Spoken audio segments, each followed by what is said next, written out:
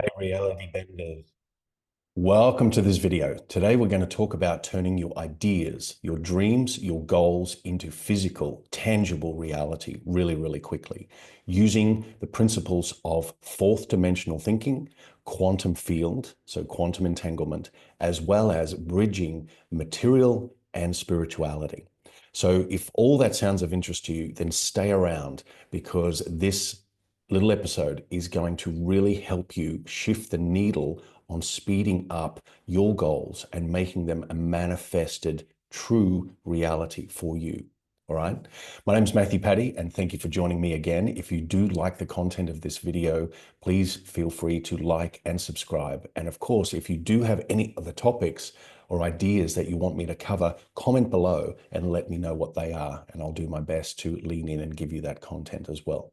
Right, let's dive in.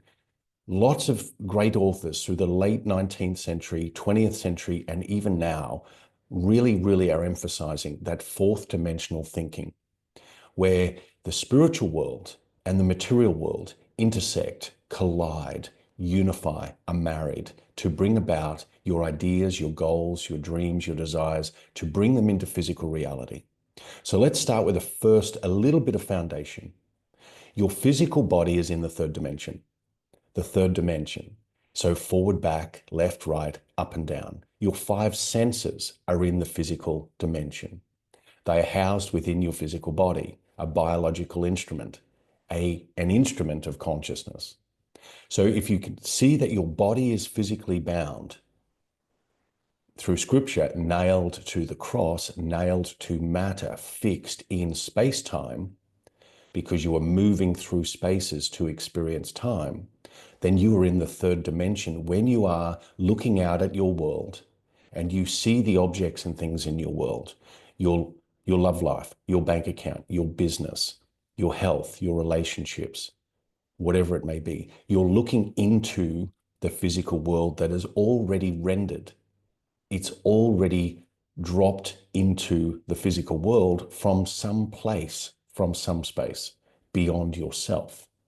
So when we think about mentalism, so all is mind in the Hermetic principle, all is mind. So what we think about and dream about, we create. What we imagine, we experience. So with that, this is where a lot of people get caught up. They're thinking third dimensionally and acting third dimensionally. They're pushing against the fabric of space-time through the instrument of their physical body, using effort, grind, which ultimately leads to frustration because there's friction. You are trying to change matter with matter. You're pushing against fixed objects, facts, as Neville Goddard calls them. You're pushing against facts in the outer world, which are renderings of your past thinkings and your past feelings. You're pushing against those to try to change those. It's futile. And that's why there's friction that is built up within you. Friction that you'll see in the outer world. You'll get one step ahead, two steps back, two steps forward, one step back. You will never really build momentum because you are fixed in a space-time continuum within the third dimension. So as we start to bridge spirituality, quantum physics, quantum mechanics, entanglement into this mix, we can now move fourth dimensionally and beyond. So as we move from the third dimension, forward, back, left, right, up, down, into the fourth dimension, we add time. And so as we move into time, we're moving into different segments of time when we use our imagination, our visualization effectively. So think for a moment that you've got a goal. Let's say you're a business owner and you've got a goal to double your income, double your revenue within the next 12 months. So you've got a goal that's ahead of you. It's time-based because it's 12 months ahead of you. So conceptually, you're thinking 12 months ahead. You are now imagining a doubling of revenue in a new space-time coordinate outside of you. That's key to remember, outside of you. So your goal is to double the income or to attract the love of your life or to move into your beautiful new home or to travel the world first class, whatever it may be. That's a goal ahead of you. So whilst you're observing something outside of you, you're never in it. You're not really occupying that space-time coordinate spiritually, energetically, because you're waiting for the 12 months. And through a belief that is stacked through education and knowledge and understanding that has been impressed upon you within the third dimension through coaches and teachers and institutions, you now need to go through a series of steps, the hows, in order to hopefully, inverted commas, arrive at your destination, your goal. So you're never really there until you are physically there, if that makes sense. That's the problem. Fourth dimensional thinking and beyond is that you are in the end, as Neville Goddard would say, you are in the end and you occupy that space-time coordinate ahead of third dimensional experience. Third dimensional experience meaning physical experience. So what you want, what you desire, what you dream of now becomes a part of you and becomes you. So you move into a new space-time coordinate. The 12 months and the revenue doubling from the example I gave you now happens within you in this moment because you're imagining what it feels like, what it looks like, and who you be in that new space-time coordinate within the third dimension. Now you're fourth dimensionally thinking. Now, if all is mind, thinking of Hermeticism and the first principle, the first law, the universal law, all is mind, then before the third dimension collapses wave into particle and collapses and renders itself in a physical experience or physical objects outside of you, before that happens, you first thought of something, you first felt something. And so the thought and the feeling married together become a unified state. And this is the most spiritual act that you will ever do. If you are in business, if you want the love of your life, if you want to travel the world first class, whatever it is you want, the first act of creation is a spiritual act because you are giving attention to that which you want, that which you prefer, that which you desire. And so you often may have heard that what you want seeks you. What you want seeks you. So the ideas come to you.